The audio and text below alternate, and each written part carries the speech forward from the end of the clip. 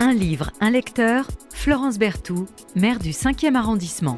Bonjour Jean-Michel L'Église. Bonjour. Comment je peux vous définir? Un journaliste, un poète, un photographe et puis sans doute évidemment plein d'autres choses? Oui, des espaces-temps dans lesquels je m'amuse un peu à faire des choses, mais je pense qu'on peut dire poète. Voilà. Poète. Poète. La poésie, on a quand même l'impression que c'est votre grande affaire, si j'ose dire, et notamment une passion pour le haïku. Pourquoi le haïku? Et expliquer à nos auditeurs ce qu'est le haïku, si d'aventure certaines ne connaissent pas le haïku. Et comment vous construisez un haïku? Oh là, c'est toute une philosophie. Non, c'est pas une philosophie. En fin de compte, c'est tombé par accident, le haïku. C'est-à-dire qu'au départ, c'était ma période où j'étais photographe, je terminais ma période de journalistique, et j'étais fauché. Et une de mes ex-copines m'a dit fais-moi un cadeau pour Noël. Je dis, tu sais, les cadeaux de Noël, c'est pour les enfants, on n'est plus des enfants, c'est bon quoi. Elle me dit, t'as qu'à m'écrire des haïkus. Et à ce moment-là, je ne savais pas ce que c'était des haïkus, donc j'ai acheté un livre qui expliquait les bases du haïku. Et puis je me suis pris au jeu. Alors j'avoue que les 5 premiers haïkus que j'avais écrits étaient pas bon, voilà, beau cadeau de Noël. Il faut faire très attention, hein. C'est pas parce que c'est court, le haïku, que c'est facile. Tout à fait. Et puis je me suis... Certains s'y sont essayés, ça a été absolument dramatique. Tout à fait, voilà. Je ne citerai personne, notamment des hommes politiques. Bon. Voilà. Et puis finalement, je me suis pris au jeu et puis j'ai continué à en écrire. Alors la spécificité du haïku, c'est vrai, c'est que c'est des poèmes très courts, d'origine japonaise. Alors rien de japonais, puisque la philosophie japonaise n'a rien à voir avec la culture française, hein, ou la culture occidentale. Et donc, effectivement, c'est des poèmes en 3 vers qui sont, je dirais, sur 17 syllabes. Alors au Japon, on n'appelle pas des syllabes, mais on appelle ça des morts. Et puis, il y a donc des significations qui sont un petit peu différentes. C'est des laps de temps présents, des moments succincts du quotidien. Une mouche passe, elle se vautre sur la vitre, et puis on peut en faire un haïku parce qu'il y a une chute. Peut-être que l'araignée qui était derrière aurait bien voulu la déguster, mais la vitre est très là entre les deux. Vous voyez, donc c'est vraiment des choses et d'autres. Et l'éducation nationale fait beaucoup travailler maintenant, et c'est une bonne chose, les enfants des écoles élémentaires sur les haïkus. Il y aura d'ailleurs, alors c'est pas tout à fait l'éducation nationale, ça c'est le Festival Quartier du Livre que j'organise dans le 5e. Il y aura un concours de haïku avec les éditions Pipa, que vous connaissez bien, je crois. Brigitte, oui, tout à fait. Voilà, donc oui, donc le haïku, alors c'est vrai que tant mieux que dans les écoles, on commence un petit peu à faire découvrir la poésie, non pas comme, je dirais, un élève passif qui va apprendre les poèmes, mais qui soit acteur. Donc démontrer que la poésie, c'est de l'écriture et c'est de l'inspiration. C'est ça qui est très important. Et c'est de la construction. Ah, bien sûr, c'est de la construction. Et c'est de la construction. Pas, on ne couche pas sur le papier ce qui vous passe par la tête. Non, c'est très codifié. C'est pour ça que j'ai écrit mes 2 premiers recueils, c'était des recueils de haïku, donc c'est très très codifié. Il y a une certaine liberté quand même qu'on peut prendre. Bon, moi, un jour, la mer était bleue. Voilà, donc ça c'est mon 2e. Mon premier, c'est haïku d'amour.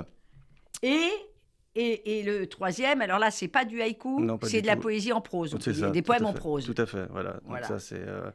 Et donc là, j'aime bien... Méfiez-vous des poètes, alors unicité. Voilà. Méfiez-vous des poètes. Un jour, vous finirez... Dans leurs poèmes. Voilà, c'est ça, absolument vrai. Là, je crois je l'ai. Donc, vive la poésie. Et merci de faire partie de la grande famille des poètes autodidactes, comme vous vous définissez volontiers, cher Jean-Michel L'Église. Et vous avez choisi un auteur qu'on va redécouvrir, voire découvrir grâce à vous, qui est Antoine Blondin. Alors, Antoine Blondin, on ne peut pas parler de son écriture sans parler de sa bio, parce que c'est quand même un personnage absolument incroyable. Alors moi j'ai acheté, vous allez nous parler de L'humeur vagabonde, qui n'est pas si évidente que ça à trouver, en tout cas moi j'ai eu du mal à trouver, et alors j'ai une très belle édition de La Table Ronde. Voilà, je vais faire un peu de pub pour La Table Ronde. Je n'ai pas d'action chez La Table Ronde, mais il y a un lien très fort entre Blondin et La Table Ronde. Tout à fait, absolument. Puisque c'est La Table Ronde. Qui publie quasiment tous ses ouvrages, il me semble. Moi, j'ai la petite version. Tout à fait. La petite version aussi très belle illustrée avec des beaux dessins. Et je vais vous dire, la raison que j'ai découverte, c'est qu'au début des années 40, il a fait la connaissance de Roland Lodenbach, et que Lodenbach, c'est celui qui a créé la table ronde. Et il va devenir plus tard très intime avec ce monsieur qui va l'éditer. Alors, on va mettre immédiatement les pieds dans le plat, puis on va revenir quand même sur sa bio absolument incroyable, parce que Lodenbach était éditeur d'Antoine Blondin, et il était proche de l'Action française. Il lui fera faire ses débuts dans le journalisme. Alors, en plus, comme après, Blondin va travailler chez Rivarol, est-il fréquentable ? Voilà. Est-il fréquentable, cher Jean-Michel L'Église ? Eh ben Est-ce moi- que Blondin est fréquentable ? Évidemment, moi j'aime les gens sulfureux. De toute façon, moi j'ai toujours considéré que les auteurs déteignent un petit peu sur leurs œuvres. Moi, j'aime pas les œuvres fades qui n'ont pas un lien direct avec les auteurs. Et ça, c'est mon avis personnel. Ça n'engage que moi. Et Blondin, comment je l'ai découvert? Il n'y a pas très longtemps finalement, parce que hormis le fait du singe en hiver avec le film dont Bien sûr. Gabin, Belmondo, dont j'ai pas vu le film, j'avais vu que les Ah oui, extraits. bon. Mais je ne savais même pas que c'était écrit Film par... adapté, c'est-à-dire que vous avez tout à fait raison, beaucoup ne savent pas, ont vu le film qui est sorti en 1962, C'est ça. qui est un film de Verneuil, hein, dans lequel Belmondo et Gabin jouent, d'ailleurs avec des dialogues, si je ne m'abuse, de Diard. Mm. Là-dedans, Blondin, il est passé à la trappe. Tout à fait, voilà. Donc j'ai lu le livre, Ouais. mais je n'avais pas lu Enfin, j'ai lu le livre bien après, hein. Donc il y a encore 3 ans, je ne connaissais pas du tout Antoine Blondin. Et puis surtout que l'année dernière, on a fêté, je crois, les 30 ans de sa mort. Il est mort en 91. C'est ça, c'était Oui, il est mort en en 91. et il est né mort en le- 1922. Et donc l'année dernière, c'était le centenaire de sa naissance. De sa naissance. Et puis l'année précédente, c'était celle de sa mort. Avril 1922. Tout à fait. Donc, je découvre un podcast sur une radio, France Culture, hein, pour la nommer, hein, voilà. Et c'était Blondin est-il sulfureux? Et moi, un titre comme ça, j'ai dit, il faut que j'écoute. Et j'ai découvert Blondin. Et donc, je me suis fait une boulimie. Et ça J'ai vous a fait envie. Ah oui, j'ai acheté tous les livres. Bon, il y en avait que 5-6, j'ai eu de la chance. C'était pas Marguerite Duras, hein, j'avais pas besoin d'en acheter, ou Oui. François Ségan, un certain nombre. Il a écrit des centaines et des centaines de chroniques. Tout à fait. On connaît ses chroniques sur le sport, notamment fait. évidemment sur le Tour de France. Moi qui Oui. suis fan de Tour de France, bon, c'était Ah, je suis merveilleusement pas moi, je suis mauvais. écrit. Voilà. Et il faut lire quand même quelques chroniques de Blondin sur le Tour, mais pas que sur le Tour de France, puisque c'était un grand amateur de sport, mais il n'a pas écrit beaucoup de romans. Bah, il a écrit 5-6 romans, Voilà. un recueil de nouvelles, et puis il a écrit aussi... Alors, en revanche, ce qu'on oublie de dire... Les enfants du bon Dieu. Ouais, les enfants de mon Dieu, hein, il y a aussi... Les enfants du bon Dieu, quand voilà. même. Bon. Il y a quelque chose qu'on oublie peut-être un peu de le dire. Je ne sais pas s'il y a un ouvrage qui est sorti, mais il a écrit beaucoup d'avant-propos de livres, et Oui. aussi concernant sur des livres de Flaubert, etc. Oui. Et donc, il écrivait pas mal de ce genre de... Et il était éditorialiste aussi, et Tout à fait. il avait une très belle plume. C'est pour ça que d'ailleurs, les journaux faisaient appel à Blondin. Voilà. Alors c'était pour préciser une chose, parce que c'est vrai qu'on parle de Rivarol, Oui. etc. Mais il a aussi bien Je écrit... faisais un peu de provocation. Voilà, il travaillait aussi bien à l'Humanité qu'à Rivarol, Bien sûr. mais c'était toujours dans le domaine littéraire. C'est-à-dire qu'il n'a jamais écrit Non, de pas de politique, ce voilà, genre de choses. Pas de brûlot politique, c'était Voilà, pas non. du tout son Voilà, affaire. pas du tout. Mais il a collaboré aussi à Elle, Tout au à fait. Journal du Dimanche, Voilà. à Paris Match, à François, Tout à fait, etc., voilà. etc. Donc, vraiment un panel d'intervention absolument Mais, extraordinaire. mais ce qui faisait jouer, c'était la camaraderie. C'est-à-dire qu'il Oui. aimait beaucoup les gens, Beaucoup de copains. et que... Marcel Aimé, Roger Nimier. Voilà, ce il qu'on appelle les il sera effondré quand Oui, tout à fait. Roger Nimier va mourir va disparaître. accidentellement, voilà. Vous êtes venu nous parler de l'humeur vagabonde, alors qui a été écrit entre les enfants du bon Dieu et le singe en hiver, pour être très caricatural. Mais j'ai envie, si vous permettez, cher Jean-Michel L'Église, de revenir quand même quelques instants sur la bio de Blondin. Parce que, on disait tout à l'heure hors antenne, les livres de Blondin, c'est Blondin, Blondin, c'est ses livres. Et quand même, ça transparaît. Il ne parle pas de lui, évidemment, ce n'est pas de l'autobiographie, mais quand même, il est un peu partout. Bien sûr. Et Blondin, on le sait, c'est aussi pas que ça, parce qu'on a dit ça d'une manière assez caricaturale, mais c'est quand même l'addiction à l'alcool, une vie de bohème. on dirait peut-être aujourd'hui une vie de patachon, j'en sais rien. Après avoir essayé finalement de s'embourgeoiser, et quand on voit son origine, on se dit le nomadisme, ça démarre très tôt. Parce que grâce à votre invitation, j'ai quand même un peu regardé sa bio que je ne connaissais pas forcément par cœur.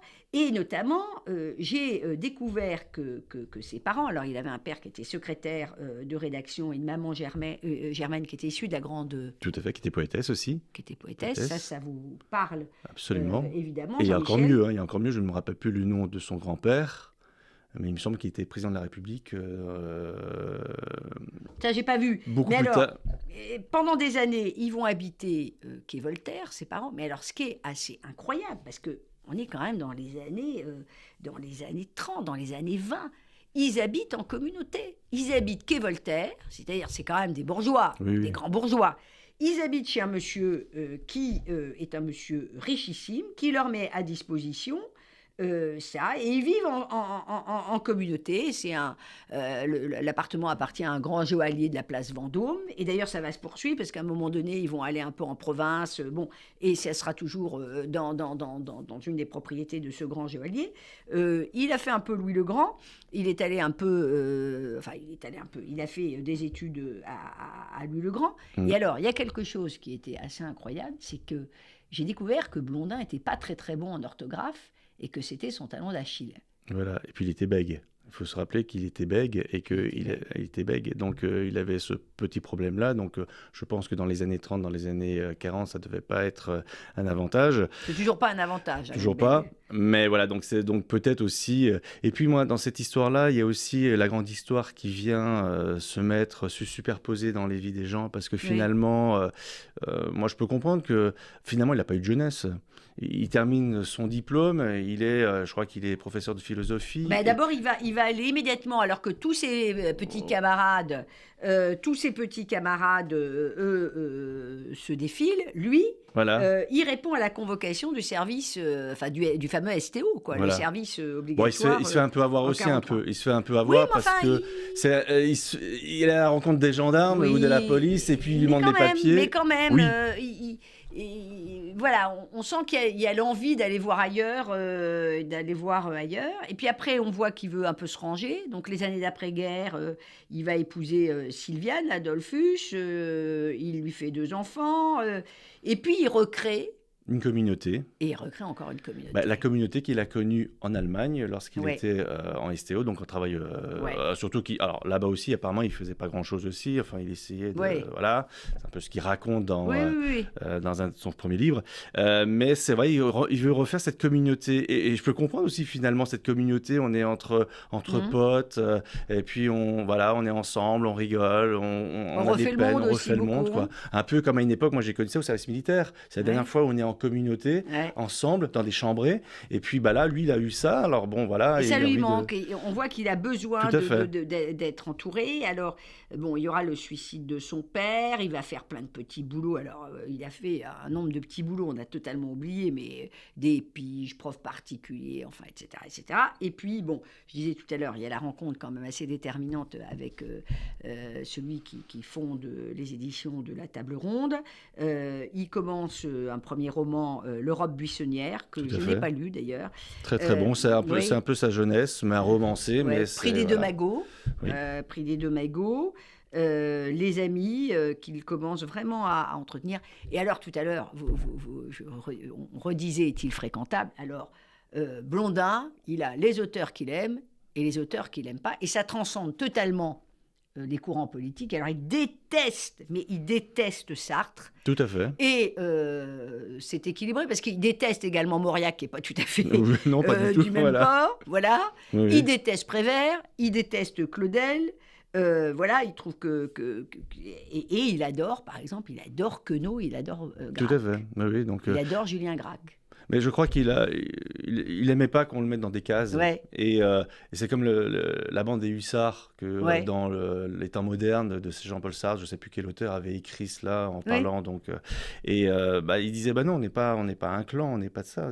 Et je pense que oui, c'est quelqu'un qui n'aime pas qu'on le mette dans des cases et puis qu'il a envie de vivre la vie, quoi. Donc Saint-Germain-des-Prés, les copains. Alors, c'est important. Je passais un peu de temps, pardon, sur cette bio, mais je pense qu'on ne peut pas aborder. Alors, il y a des auteurs, on se fiche un peu de la bio, mais je pense qu'il y a plein de choses qu'on ne comprend pas, qu'on ne saisit pas forcément, si on n'a pas aussi idée de cette vie très particulière de Blondin, de ce parcours un peu particulier. Et alors, pourquoi, entre tous ces livres, qui, vous le rappelez, ne sont pas si nombreux que ça, mais pourquoi vous avez choisi L'humeur vagabonde, qui a été écrite en 1955, dont l'accouchement, d'ailleurs, cher Jean-Michel L'Église, a été très long. Oui. Très long, beaucoup plus long que pour d'autres bouquins. Pourquoi vous avez choisi ça? Une gestation, j'aime bien l'humeur vagabonde, j'aime bien le titre. Oui, ça c'est vrai, le titre est pas mal. Vous n'avez pas choisi que pour le titre, cher Jean-Michel. Non, alors je vous avouerai un truc, c'est que moi je n'ai pas de livre préféré. C'est-à-dire que moi, c'est l'auteur. Et après, c'est des livres. Et après, c'est des flashs par rapport au livre. Mais vous auriez pu choisir, par exemple, un Saint-Jean d'hiver qui est beaucoup plus connu. Non, parce que peut-être celui-ci est moins flagrant. C'est ce qu'on disait hors antenne, moins flagrant. Alors, ça parle de sa vie sans parler de sa vie. Ouais. Et c'est le moins... Un Saint-Jean d'hiver, c'est lui. En Normandie. Oui. Son premier livre, c'est lui. J'oublie chaque fois son titre. Monsieur Jadis. Monsieur Jadis. Voilà, Monsieur Jadis. Alors, Monsieur Jadis, on est à la fin. Ou l'école du soir. Mais Monsieur Jadis, on est dans c'est le dernier roman. Tout à fait. Et c'est vraiment une sorte de bio. Hein. Ouais, mais voilà. Donc, celui-ci, je trouve, il y avait un lien. Alors, moi, je fais peut-être des raccourcis, mais il y a un lien un petit peu avec L'étranger d'Albert Camus. Le côté absurde, c'est-à-dire de cette situation, le narrateur, il décide... Alors, pour donner envie, on dit toujours un peu, donnons un peu le tempo, c'est quoi l'histoire? Juste en deux mots, enfin. En deux mots, c'est une personne qui a envie de faire sa vie à Paris, qui Benoît Laborie, qui plaque sa femme et ses enfants, il laisse sur place, il les laisse sa femme et ses enfants sous la bienveillance de sa mère, parce que sa mère qui était à Paris est retournée avec son mari dans ce pays et finalement il décède. Bref, donc il va à Paris. Il lui arrive plein de choses à Paris. Il va revenir en province. Il va retourner en province. Il va y arriver quelque chose. Et puis il va revenir à Paris. Il y a une sorte de boucle. Quand même. Voilà. À propos d'absurde. Mais de côté absurde, un peu. Il y a la boucle quand même. Hein. Il y a une boucle. Et puis des situations anodines qu'on lit comme ça et que ça lui retombe sur le nez à un moment. Et on se dit, ah ouais. Mais l'interprétation de tierce personne d'une situation qui n'est pas... Et c'est vraiment absurde. Et c'est le lien que je fais avec L'étranger, où la même chose, il y a un quotidien avec le personnage. Sauf qu'il est meurtrier, puisqu'il tue effectivement le Maghrébin. Mais il y a cette absurdité. Et tout retourne derrière lui. Et puis on a l'impression que ça file. Et là, c'est un peu... J'ai l'impression que tout ce qui se passe, il observe et puis... Alors, c'est quand même une satire, une sacrée satire de la bourgeoisie. Ah oui. Qui d'ailleurs a été adaptée au cinéma avec, je crois, Moreau et Bouquet. L'humeur vagabonde. C'est aussi un personnage, et c'est quand même ça le lien avec Blondin. C'est un personnage qui ne se sent pas à sa place. Oui, tout à fait. Il se sent finalement jamais à sa place. Et ce fait de ne pas se sentir à sa place fait aussi qu'il a un regard très acéré sur les autres, sur les codes. Et tout en n'étant pas à sa place, il a quand même pas son pareil pour démasquer les faux semblants. C'est vrai, mais pourtant, il le recherche. Ouais. Parce que finalement, s'il vient à Paris, c'est justement pour réussir. Je prends un exemple, son cousin qui est avocat de Paris, dans l'histoire, avec sa femme, qui est extraordinaire, qui est vraiment l'exemple même, je dirais, on dirait maintenant quoi, du show business, un peu ce côté extravagant dans les soirées, etc., se faire parler, etc. Et ben oui, il cherche ça quand même, mais il découvre qu'il n'est pas à sa place, que finalement, Paris et tout ce qu'il y a autour, c'est peut-être pas pour lui, quoi. Et donc, on voit ça Alors, l'écriture, vous allez nous lire un petit passage, comme toujours dans l'émission, Jean-Michel L'Église. Voilà. L'écriture, elle est précise, elle est concise, Oui. l'écriture de Blondin. Il y a beaucoup d'humour, alors c'est souvent un humour grinçant, voire un humour noir. Des jeux de mots, et puis des métaphores. Alors le poète que vous êtes, ne peut qu'aimer Blondin. Bien sûr. Allez, vous nous lisez un petit. Ouais, je ne vais pas le dire cette partie, mais il y a un endroit j'adore. Il parle des caveaux et des tombes. Et à un moment, il dit oui, dans les caveaux, vous avez les époux qui font cendre à part. Ça, j'adore. C'est vraiment des jeux de mots. Et il y a plein d'anecdotes comme ça. Alors Jean-Michel L'Église va nous lire un petit passage. Parce que nous arrivons quand même vers la fin de l'émission, un petit passage de l'humeur vagabonde d'Antoine Blondin, qui est le 3e roman de cet auteur qui est disparu, on le rappelait tout à l'heure, en 1991, en juin 1991. L'horloge pneumatique de la place de la Madeleine marque 9 heures. Paris, ce soir, comme chaque jour, consacre une nouvelle robe et une jolie femme, un jeune acteur et une nouvelle pièce de théâtre. Le chef-d'œuvre est partout à ce genre de manifestation qu'on appelle une générale, mais qui mériterait mieux encore le nom de la répétition des couturières qui la précède. Pour ce que l'élégance y est, Constance dans la salle, si le talent couvrait par accident des défaillances sur le plateau. L'esprit et le corps se joignent ici parmi ce public superficiel et profond, méditatif et léger. Les bijoux, les parfums, les jugements pétillent. On vient pour voir et pour entendre, pour être vu et entendu. C'est l'heure où les jeux des mots sont traduisibles dans toutes les langues. Ainsi se rassemblent autour d'un argument dont le prétexte pour rafraîchir les siècles, les états généreux de la douceur de vivre. La noblesse tout court y délègue ses marquis dorés sur titre. La noblesse d'été y ferraille au banc de la critique, la noblesse de robe s'y épanouit à travers des dames tailleurs et des messieurs modistes. Et moi, petit roturier, préoccupé d'univers, je suis admis dans cette salle par quel tortueux privilège. Voilà.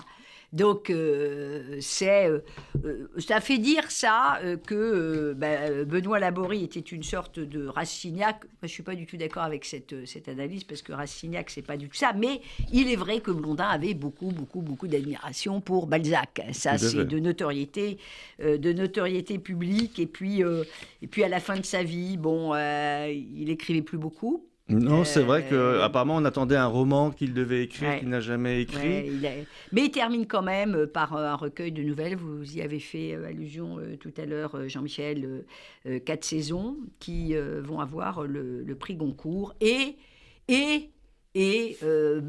Finalement, lui, il est rentré dans le beau monde, quelque part, même s'il en est souvent sorti et il a été pointé du doigt pour ses attitudes peu convenantes, notamment ses beuveries qui duraient souvent toute la nuit, voire la nuit et le jour. Il aura le Grand Prix de l'Académie française pour l'ensemble de son œuvre à la fin de sa vie. Merci Jean-Michel L'Église d'être venu rendre finalement un hommage indirect à Antoine Blondin, à son écriture et à ce parcours étonnant et détonnant. Bonne lecture.